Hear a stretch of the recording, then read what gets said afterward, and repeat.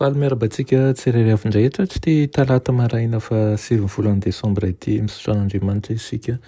Mbola meny ny fahasoavany, famindram-pony, ny fitiavany ihany koa izay mbola maheto antsika ankehitriny.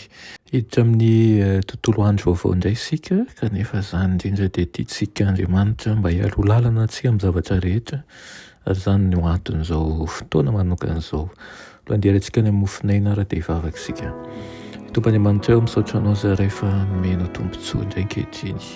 Ampianaro izahay hatoky amin'ny teny fikasanao ka tsy salasala satria miahy ny fiainana tsirairay avy ianao.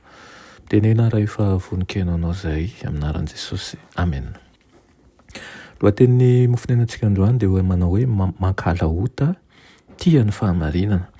Ilay amin'ny Asina Apôstôly toko 2:7-telopolo sy ny 8:telopolo manao hoe raha nandehan'izany ny olona dia voatsindro natao am-pony ka nanao tamin'ny Petera sy ny Apôstôly namany hoe ry rahalahy, inona ny ataonay? Ary hoy Petera taminy, mibebary aoka samy atao batisa amin'ny anaran'i Jesosy Kristy anareo rehetra mba hahazo famelana ny elokareo ary ianareo handray ny fanomezana dia ny fanahy masina. Amen.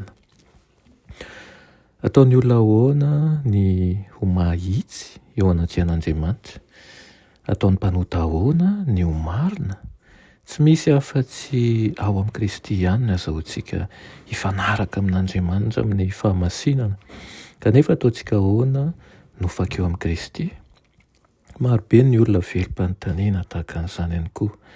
Dia toy ireo vahoaka tamin'ny andro Pentekosta izay rehefa niaiky ny fahotany dia nanao hoe inona no ataonay? Ka ny teny voalohany avalin'ny Petera an'izany dia ny hoe mibeba. Tsy afaka hiala amin'ny fahotana isika raha tsy mahita ny mahafahotana azy, ary raha tsy efa miala tanteraka tsara amin'izany ao am-potsika isika ka tsy misy fiovana tanteraka tsara amin'ny fiainantsika. Maro ny olona no tsy mahalala akory izay atao hoe fibebahana marina. Betsaka ny mahalala fa nanota ka miova amin'ny ivelany fotsiny satria matahotra izy.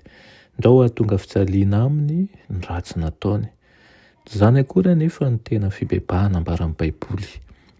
Toy izany ny fahorian'ny Esau rehefa hitany fa very mandrakizay ny fihizokiny, Balama ny orooro noho n'ilay anjely ny saka-dalana azy. Koa dia niaiky ny fahadisoana izy satria natahotra fa ndao maty. Fa tsy nisy fibebahana marina akory tao amin'izany fotoana izany. Dia ireo rehetra ireo dia samy nitomany noho ny vokatry ny fahotana. Fa tsy nalahelo noho ny fahotany. Kanefa rehefa ny fanahin'Andriamanitra no miditra ao am-pon'ny olona dia tsy maintsy hifoha ny fieritreretana ary amin'izay ny mpanota dia mahatsinjo ny alalina sy ny toetra masina ananan'ny lalàn'Andriamanitra. Hitany ny fitiavan'Andriamanitra sy ny hatsaran'ny fahamasinany ary ny fifaliana amin'ny fahadiovana. Ka dia ireny mba ho voadio, mba ho sitrana indray ka ho tafaray amin'ny lanitra isika.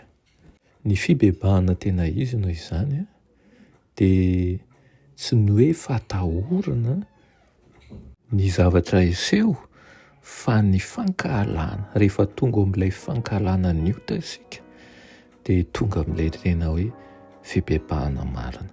Ny fankahalana ny ota no manosika antsika tsy ho ao amin'ny fahotana intsony ary manosika antsika ho ao amin'ny fahamarinana hatrany. Ingany izany ilay teny raisintsika amin'ity marain'ity izany hahatonga antsika hankahala ny ota ary rehefa mankahala ny ota isika dia tia ny fahamarinana. Vavaka isika. Ny Tompon'Andriamanitra eo misaotra anao izany amin'izany teninao izany. Raha minerana ny tenanay dia tsy ho vitanay izany. Fa mangataka ny fanahinao masina izahay mba hampitoetra ao anatinay indrindra ny fankahamamiana ny lanitra, ny fankahamamiana ihany koa ny fahamarinanao ary ny fankahalana ny ratsy mba hahafahanay miova tanteraka ary manana ihany koa ny rispo sy ny fahamatorana ny amin'ny fanapa-kevitra izay raisinay. Metezanao Tompo hiasa amin'ny tsirairay avy eto, meo ny herinao izahay, meo ny tanjakao. Anaran'i Jesosy. Amen.